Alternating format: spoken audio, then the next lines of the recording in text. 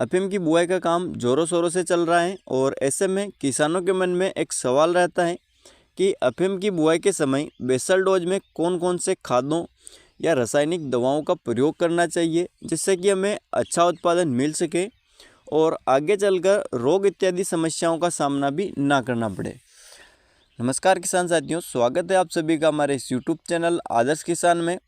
किसान साथियों, आगे चलकर इस वीडियो में हम बात करने वाले हैं कि अफीम की बुआई के समय बेसल डोज में हमें कौन कौन से खादों का प्रयोग करना चाहिए। तो आइए इस वीडियो को शुरू करते हैं। किसी भी पौधे के सही विकास के लिए सबसे ज़्यादा ज़रूरी होता है नाइट्रोजन, फास्फोरस और पोटास, और इसके बाद द्वितीय श्रेणी में आते हैं सल्फर और जिंक, और इसके अलावा कुछ अन्य माइक्रोन्यूट्रिएंट्स भी ज़रूरी होते हैं। और इसी के साथ अब यह भी जान लेते हैं कि इनकी पूर्ति हमें किस प्रकार से करनी है। नाइट्रोजन, फास्फोरस और पोटास, इन तीनों ही पोषक तत्वों की पूर्ति के लिए हमारे पास दो विकल्प उपलब्ध हैं। इनमें पहला है NPK 12-32-16, जिसमें कि नाइट्रोजन, फास्फोरस और पोटास तीनों ही तत्व मौजूद रहते हैं।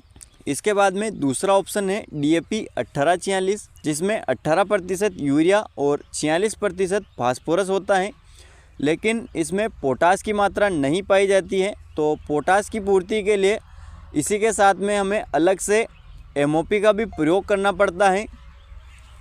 यह हो गई नाइट्रोजन, फास्फोरस और पोटास की बात।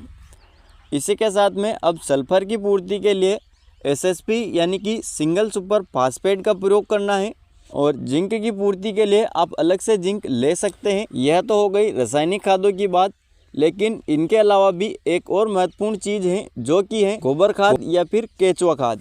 यह खाद पोषक तत्वों की पूर्ति तो करता ही है, और इसी के साथ में यह खेत में नमी भी बनाए रखता है, जिससे कि बीजों का जर्मिनेशन और पौधे का विकास अच्छे से हो पाता है। इसके लिए यह खाद बेहद ही ज़रूरी है। अब इनकी मात्रा की बात कर लेते हैं।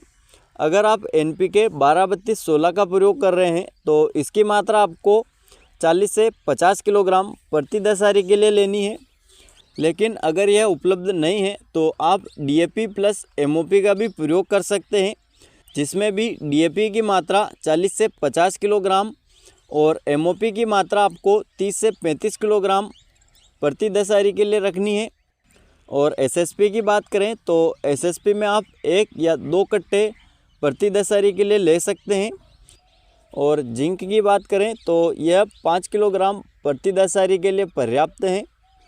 आज के इस वीडियो में बस इतना ही। उम्मीद करता हूँ यह जानकारी आपको पसंद आई हो। वीडियो पसंद आए हो तो वीडियो को लाइक और चैनल को सब्सक्राइब करना ना भूलें। मिलते हैं नए वीडियो के साथ। धन्यवाद दोस्तों।